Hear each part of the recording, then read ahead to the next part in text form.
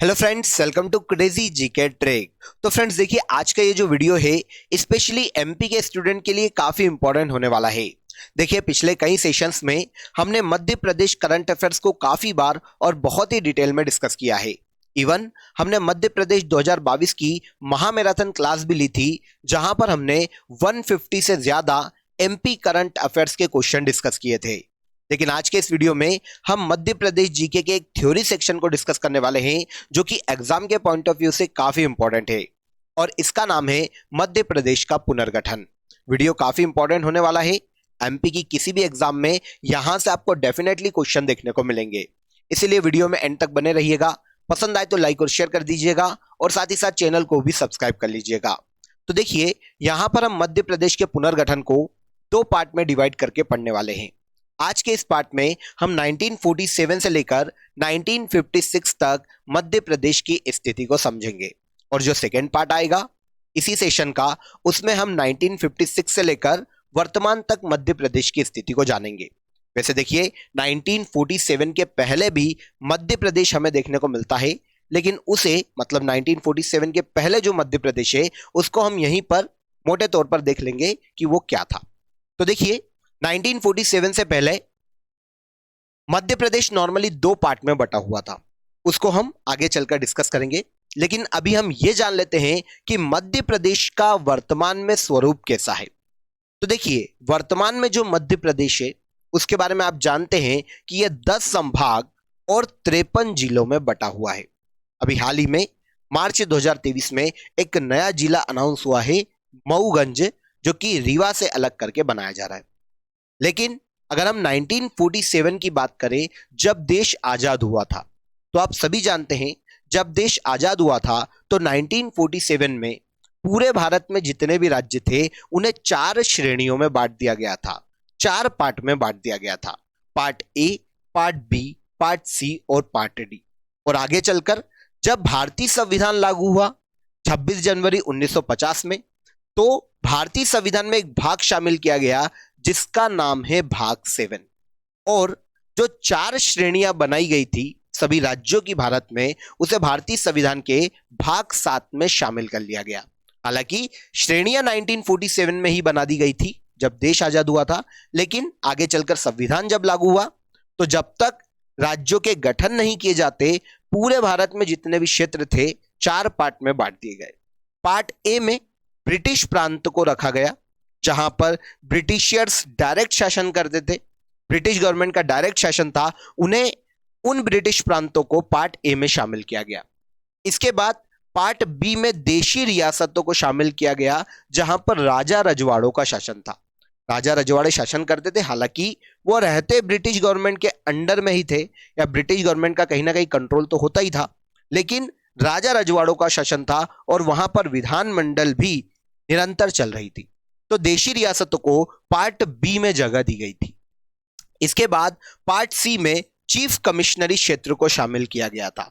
वर्तमान में जो हम यूनियन टेरिटरीज देख रहे हैं, जो केंद्र शासित प्रदेश देख रहे हैं, वैसी अवधारणा चीफ कमिश्नरी क्षेत्रों की भी थी। इन क्षेत्रों को पार्ट सी में शामिल किया गया। और पार्ट डी में अंडमान निकोबार, जो कि भारत के जो मेन लैंड है उससे थोड़ा अलग समुद्र में था, तो पार्ट डी में अंडमान निकोबार को शामिल किया गया।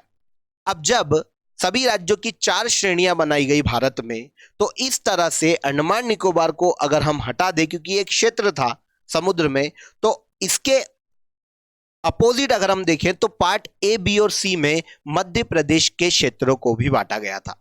तो मध्य प्रदेश 1947 के बाद 1956 तक 3 पार्ट में बटा हुआ था। कौन कौन से? पार्ट ए, पार्ट बी और पार्ट सी। आइए बात कर लेते हैं और एक एक पार्ट को समझ लेते हैं। तो देखिए, 1947 से पहले मध्य प्रदेश 2 पार्ट में बटा हुआ था। 1947 के पहले मध्य प्रदेश का जो दक्षिण पूर्वी एरिया था वो सीपी बरार के नाम से जाना जाता था, सेंट्रल प्रोविंस एंड बरार के नाम से जाना जाता था। और मध्य प्रदेश का जो पश्चिमी या उत्तर पश्चिमी हिस्सा था वो सेंट्रल इंडिया एजेंसी कहलाता था।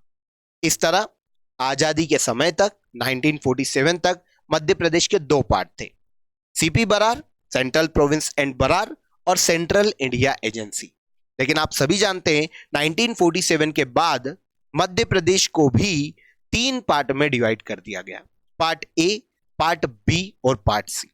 मध्य प्रदेश का जो दक्षिण पूर्वी हिस्सा है उसे पार्ट ए का नाम दिया गया। किसका नाम दिया गया? पार्ट ए का। और यह था central province and Berar. MP के उत्तर पश्चिम और पश्चिमी हिस्से को मिलाकर पार्ट बी गठित किया गया, जिसे उस वक्त मध्य प्रांत के नाम से या मध्य भारत के नाम से जाना जाता था। और मध्य प्रदेश के उत्तर पूर्वी रियासतें बुंदेलखंड और बघेलखंड की रियासतों को मिलाकर पार्ट सी का गठन किया गया था। किसका? पार्ट सी का। तो इस तरह से पार्ट ए, पार्ट बी और पार्ट सी 3 पार्ट में मध्य प्रदेश को डिवाइड किया गया था 1947 के बाद। और 1956 तक मध्य प्रदेश 3 पार्ट में डिवाइड था। पार्ट ए को सेंट्रल प्रोविंस एंड बरार के नाम से जाना जाता था, पार्ट बी को मध्य प्रांत या मध्य भारत के नाम से जाना जाता था, और पार्ट सी को इस वक्त विंध्य प्रदेश के नाम से जाना जाता था। आइए एक एक पार्ट को हम यहां पर समझ लेते हैं। सबसे पहला पार्ट, पार्ट ए था सेंट्रल प्रोविंस एंड बरार। सबसे पहले इसी पार्ट का गठन हुआ था। अगर मध्य प्रदेश सबसे पहली बार अस्तित्व में आया तो वो सेंट्रल प्रोविंस के रूप में ही अस्तित्व में आया था। पार्ट ए का गठन देखिए 2 नवंबर 1861 में किया गया था। इसके थोड़ा सा पहले इतिहास में जाते हैं तो 1818 ईस्वी में चौथा आंग्ल मराठा युद्ध हुआ था। और इस युद्ध में अंग्रेजों ने जो मराठा साम्राज्य के अलग अलग बोल सकते भाग थे, रियासतें थी, जैसे भोसले, गायकवाड़, इनसे अलग अलग क्षेत्रों को जीता था। और पार्ट ए चौथे आंग्ल मराठा युद्ध के बाद लगभग अंग्रेजों के हाथ में आ जाता है। आगे चलकर 1853 में अंग्रेज नागपुर को भी मराठाओं से छीन लेते हैं। अब नागपुर भी मराठाओं से अंग्रेजों के हाथ में आ जाता है और पार्ट ए का पूरा हिस्सा लगभग अंग्रेजों के हाथ में आ जाता है। इनको मिलाकर अंग्रेज यहां पर सेंट्रल प्रोविंस बनाते हैं 2 नवंबर 1861 में। तो 2 नवंबर 1861 में पार्ट ए का गठन होता है सेंट्रल प्रोविंस के रूप में। शुरुआत में यह सेंट्रल प्रोविंस के रूप में अस्तित्व में आता है। अब बरार अलग रहता है, यह हैदराबाद के निजाम के अंडर में था। लेकिन आगे चलकर अंग्रेज जो होते हैं वो हैदराबाद के निजाम से संधि करते हैं और बरार क्षेत्र को भी अपने अंडर में ले लेते हैं। आगे चलकर 1936 में बरार को सेंट्रल प्रोविंस के हिस्से में शामिल कर लिया जाता है और इस क्षेत्र का नाम 1936 में सेंट्रल प्रोविंस एंड बरार हो जाता है। तो यहां पर हमें पता चलता है जो सबसे पहला मध्य प्रदेश का स्वरूप हमको देखने को मिला है वो सेंट्रल प्रोविंस के रूप में ही देखने को मिला है। कब? 2 नवंबर 1861 में सेंट्रल प्रोविंस, और बाद में जब बरार क्षेत्र जोड़ा गया तो सेंट्रल प्रोविंस एंड बरार ये कहलाया। लेकिन इसके पहले 1921 में इस क्षेत्र को गवर्नरी क्षेत्र घोषित कर दिया गया था। इसीलिए एमपी के तीनों पार्ट में से केवल एक यही पार्ट है जहां पर हमें गवर्नर का भी पद देखने को मिलता है। तो सेंट्रल प्रोविंस एंड बरार 2 नवंबर 1861 को अस्तित्व में आया। यहां पर जो क्षेत्र शामिल थे वो महाकौशल, छत्तीसगढ़ का पूर्वी क्षेत्र, इसके अलावा विदर्भ, महाराष्ट्र का जो वर्तमान में नागपुर क्षेत्र है वो, और बरार क्षेत्र सेंट्रल प्रोविंस एंड बरार में शामिल था। अब यहां पर महाराष्ट्र के विदर्भ क्षेत्र भी क्योंकि शामिल था तो 8 मराठी भाषी जिले ऐसे थे जो कि इस वक्त पार्ट ए में शामिल थे। कौन कौन से? बुल्डाना, अकोला, अमरावती, यवतमाल, वर्धा, नागपुर, भंडारा और चांदा। ये 8 मराठी भाषी जिले जो कि विदर्भ क्षेत्र के थे ये भी पार्ट ए में ही शामिल थे 1956 से पहले। इस वक्त इस क्षेत्र में मतलब पार्ट ए में टोटल 15 रियासतें थी। 15 रियासतों को 22 जिलों में बांटा गया था और इस क्षेत्र में 5 संभाग स्थित थे। तो 15 रियासतें थी, 22 जिले थे और 5 संभागों में पार्ट ए को डिवाइड किया गया था। इसके मुख्यमंत्री पंडित रविशंकर शुक्ल थे। अब क्योंकि आप सभी जानते हैं कि 1956 के पहले यही मुख्य मध्य प्रदेश था जो सबसे पहली बार हमें देखने को मिला था। इसीलिए जब क्वेश्चन आता है कि एमपी के गठन के पहले मतलब 1956 के पहले मध्य प्रदेश के मुख्यमंत्री कौन थे तो वो थे रविशंकर शुक्ल, क्योंकि पार्ट ए ही उस वक्त एमपी के रूप में सबसे पहली बार देखने को मिला था और इसकी कैपिटल थी नागपुर। याद रखिएगा, इस क्षेत्र की कैपिटल नागपुर थी। मध्य प्रदेश हाईकोर्ट का मुख्यालय भी नागपुर में ही था।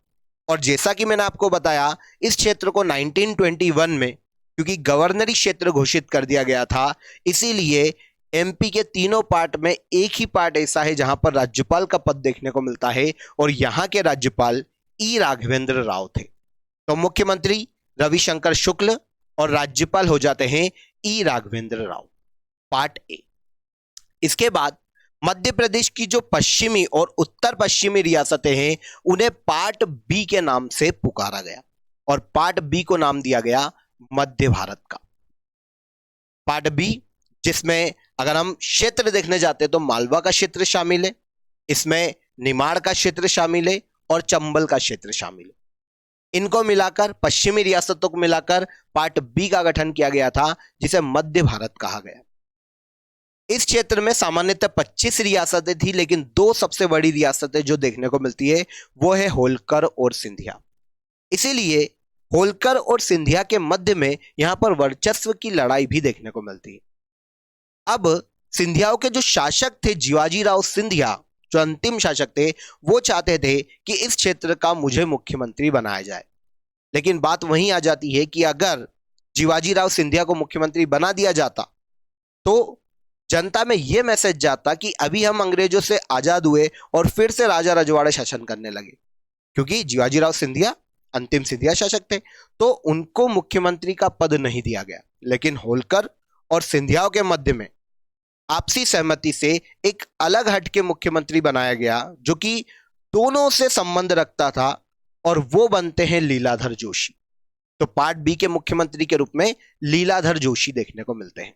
लेकिन क्योंकि फिर भी जो हम बोल सकते हैं जीवाजी राव सिंधिया थे, वो चाहते थे कि यहां पर हमारा वर्चस्व बना रहे, तो वो काफी हम ऐसा बोल सकते हैं कि कहीं ना कहीं अपना वर्चस्व खोना नहीं चाहते थे। इसीलिए जीवाजी राव सिंधिया को इस क्षेत्र का आजीवन अध्यक्ष बना दिया गया। आजीवन अध्यक्ष बना दिया गया, लेकिन यह शर्त रखी गई कि केवल जीवाजी राव सिंधिया को ही आजीवन अध्यक्ष बनाया जाएगा। इसके बाद इनकी आने वाली जो पीढ़ी है उन्हें आजीवन अध्यक्ष नहीं बनाया जाएगा या इस क्षेत्र के अध्यक्ष का पद नहीं दिया जाएगा। इसमें ये तैयार हो जाते हैं, तो जीवाजी राव सिंधिया पार्ट बी के आजीवन अध्यक्ष बने रहते हैं जब तक ये जीवित रहते हैं। अब इस क्षेत्र में क्योंकि होलकर और सिंधिया दोनों का ही वर्चस्व बहुत ज्यादा था, इसीलिए सवाल यह उठता है कि प्रशासन को कहां से चलाया जाए। अगर ग्वालियर से प्रशासन को चलाया जाता तो सिंधिया जो होलकर है उन्हें अपने वर्चस्व पर कहीं ना कहीं ठेस लगती हुई दिखाई देती, और अगर इंदौर से चलाया जाता तो सिंधियाओं को अपने वर्चस्व पर ठेस फील होती। इसीलिए इस क्षेत्र की दो राजधानी घोषित कर दी गई, इंदौर और ग्वालियर। इस क्षेत्र की 6 माह कैपिटल बनाई गई इंदौर और 6 माह कैपिटल बनाई गई ग्वालियर। इंदौर पार्ट बी की ग्रीष्मकालीन राजधानी थी और ग्वालियर पार्ट बी की शीतकालीन राजधानी थी। ये दोनों ही क्वेश्चन आते ही, नहीं याद रखिएगा। ग्रीष्मकालीन राजधानी इंदौर और शीतकालीन राजधानी कौन थी? ग्वालियर थी। क्लियर? ऑलमोस्ट 6 माह दोनों कैपिटल के रूप में यूज की जाती थी। इस क्षेत्र में रियासतें 25 थी और 16 जिले गठित किए गए थे। मुख्यमंत्री लीलाधर सेठ या लीलाधर जोशी के नाम से भी इन्हें पुकारा जाता है। पार्ट बी के पहले मुख्यमंत्री थे, लेकिन याद रखना कि 1956 में जब मध्य प्रदेश राज्य का गठन किया गया तब पार्ट बी के मुख्यमंत्री तख्तमल जैन थे। पहले मुख्यमंत्री लीलाधर जोशी थे, आखिरी तख्तमल जैन थे। तो पार्ट बी में 25 रियासतें थी और 16 जिलों का गठन किया गया था। इसके बाद पार्ट सी गठित होता है। पार्ट सी को विंध्य प्रदेश के नाम से पुकारा गया। किसके नाम से? विंध्य प्रदेश के नाम से। अब मध्य प्रदेश में बुंदेलखंड और बघेलखंड की लगभग 38 रियासतों को मिलाकर विंध्य प्रदेश बनाया गया था, और इसे बनाया गया था कब? तो इसका गठन किया गया था 12 मार्च 1948 में। 12 मार्च 1948 में विंध्य प्रदेश, बुंदेलखंड और बघेलखंड की 38 रियासतों को मिलाकर बना दिया गया। लेकिन शुरुआत में ये पार्ट बी का ही भाग था। आगे चलकर इसे पार्ट सी बनाया गया 1 जनवरी 1950 में। 1 जनवरी 1950 में इसे पार्ट सी बना दिया गया और इसकी कैपिटल बना दी गई रीवा। तो पार्ट सी की कैपिटल थी रीवा। इसमें रियासतें मैं आपको बता चुका हूं, 38 रियासतें थी। और इसके अलावा इस क्षेत्र के मुख्यमंत्री थे शंभुनाथ शुक्ल। पार्ट सी के मुख्यमंत्री थे, कैपिटल रीवा थी। और पार्ट सी के प्रमुख थे रीवा के राजा मार्तंड सिंह। मुख्यमंत्री याद रखिएगा, मुख्यमंत्री पूछा जाता है शंभुनाथ शुक्ल। रियासतें कितनी थी? 38 रियासतें इस क्षेत्र में शामिल थी। तो इस तरह से पार्ट ए, पार्ट बी और पार्ट सी, ये 3 पार्ट 1956 के पहले मध्य प्रदेश के देखने को मिलते हैं। लेकिन इनके बीच में एक और क्षेत्र था और वो थी भोपाल रियासत। भोपाल रियासत भारत की एक ऐसी रियासत है जो कि सबसे आखिरी में भारत संघ में मिली है। भोपाल का अंतिम नवाब था हमीदुल्लाह खां। याद रखिएगा, ये क्वेश्चन आता है। हमीदुल्लाह खां भोपाल का अंतिम नवाब था और यह भारत संघ में विलय से इनकार कर देता है। भारत संघ से विलय में इनकार कर देता है हमीदुल्लाह खां। अब यहां की जो जनता रहती है वो अधिकतर हिंदू मेजोरिटी की रहती है, तो उनको डर रहता है कि कहीं ना कहीं जो हमीदुल्लाह खां है वो भोपाल को पाकिस्तान में न मिला ले या फिर एक स्वतंत्र देश के रूप में रिएक्ट ना करने लगे। इसीलिए भोपाल की जनता के मध्य में विद्रोह होता है हमीदुल्लाह खां को लेकर और उसका नेतृत्व करते हैं पंडित शंकर दयाल शर्मा।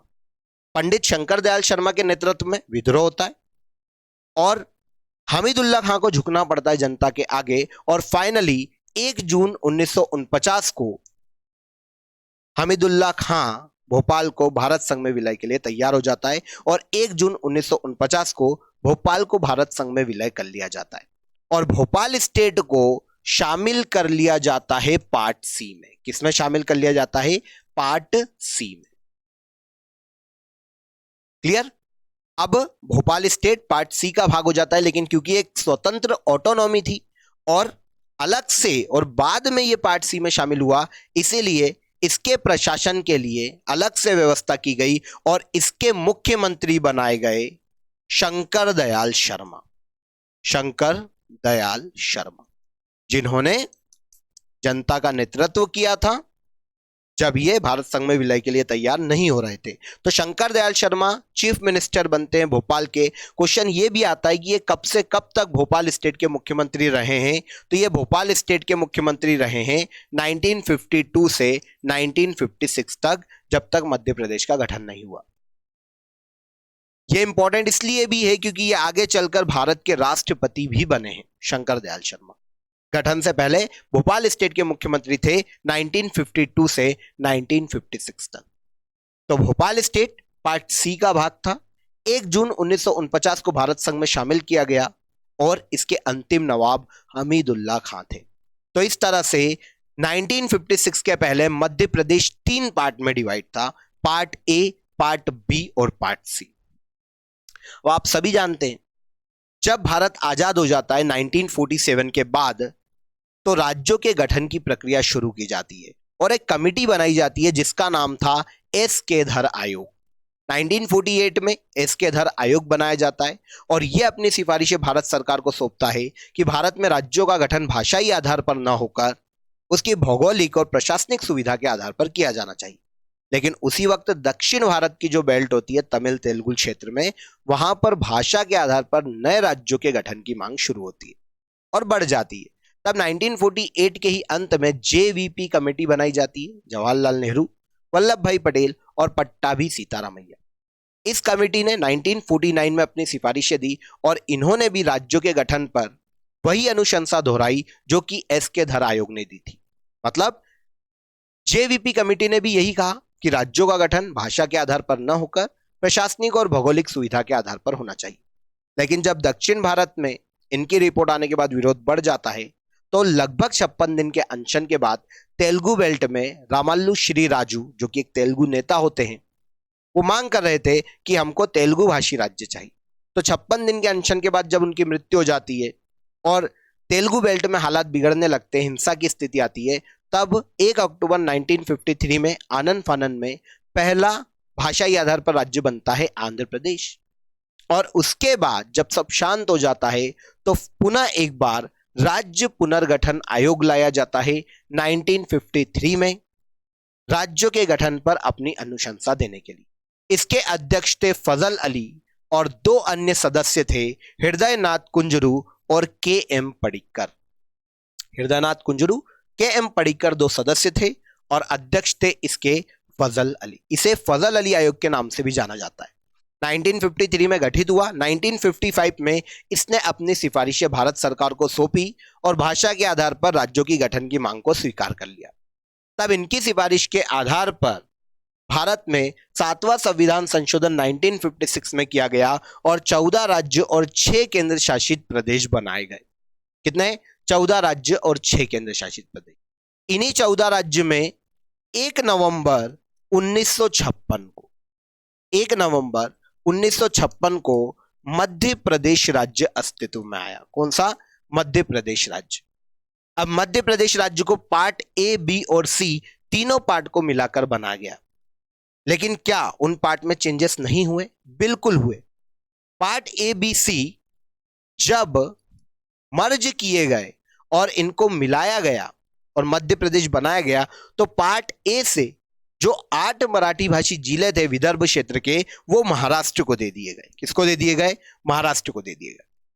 पार्ट बी में मंदसौर जिले की भानपुरा तहसील में सुनेर टप्पा क्षेत्र राजस्थान को दे दिया गया और राजस्थान की कोटा रियासत में शामिल सिरोंज तहसील को मध्य प्रदेश में ले लिया गया। तो इस तरह से पार्ट ए और बी में चेंजेस हुए, लेकिन पार्ट सी और भोपाल स्टेट वैसा की वैसा मध्य प्रदेश में इंक्लूड कर लिया गया बिना किसी बदलाव के। तो इस तरह से पार्ट ए से 15 रियासतें मध्य प्रदेश में आ जाती है, पार्ट बी से 25 रियासतें मध्य प्रदेश में आ जाती है और पार्ट सी से 38 रियासतें मध्य प्रदेश में आ जाती है। और एक और रियासत जो बाद में जुड़ती है वो है भोपाल स्टेट।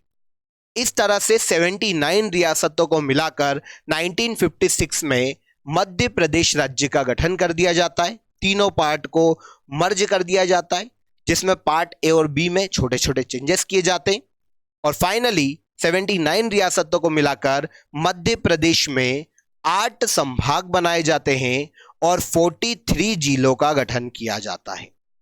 8 संभाग और 43 जिले मध्य प्रदेश में बनाए जाते हैं और मध्य प्रदेश राज्य अस्तित्व में आ जाता है। और गठन के साथ ही मध्य प्रदेश की सीहोर जिले की एक तहसील भोपाल को मध्य प्रदेश की राजधानी बना दिया जाता है। तो यहां पर हमने 1956 तक मध्य प्रदेश कैसे अस्तित्व में आया इसको डिटेल में जान लिया। इसके बाद नेक्स्ट सेशन में जब हम मुलाकात करेंगे तो इसके दूसरे पार्ट को समझने की कोशिश करेंगे कि 1956 से लेकर 2023 तक जो मध्य प्रदेश की स्थिति है वो कैसे बनी, छत्तीसगढ़ कैसे अलग हुआ और आगे चलकर कब कब कौन कौन से जिलों का गठन हुआ। आई होप सेशन अच्छा लगा होगा। अगर आप एमपीजी के थ्योरी सेक्शन को बहुत ही डिटेल में डेप्थ में जाकर पढ़ना चाहते हैं तो आप प्ले स्टोर से रूट एप्लीकेशन को डाउनलोड कर लीजिए। वहां पर मेरी एमपीजीके की क्लास लाइव चल रही है। अगर आप इंटरेस्टेड हैं, एमपी की किसी भी एग्जाम की तैयारी करना चाहते हैं तो ये एमपीजीके का कोर्स आपके लिए रामबाण सिद्ध हो सकता है। तो बिना देर किए crazy GK trick application, crazy GK trick के रूट एप्लीकेशन को आप डाउनलोड कर लीजिए प्ले स्टोर से रूट एप्लीकेशन को, और यहां पर आपके लिए ये फैसिलिटी दी गई है। आप बहुत ही नॉमिनल चार्जेस में एमपीजीके का कोर्स ज्वाइन कर सकते हैं। आई होप सेशन अच्छा लगा होगा। नेक्स्ट सेशन में मुलाकात करेंगे और नेक्स्ट सेशन में 1956 से लेकर 2023 तक मध्य प्रदेश की स्थिति को समझने की कोशिश करेंगे। फिर मुलाकात होगी आपसे नेक्स्ट वीडियो में। तब तक आप हमारे साथ बने रहिए। इसी तरह जय हिंद, जय भारत।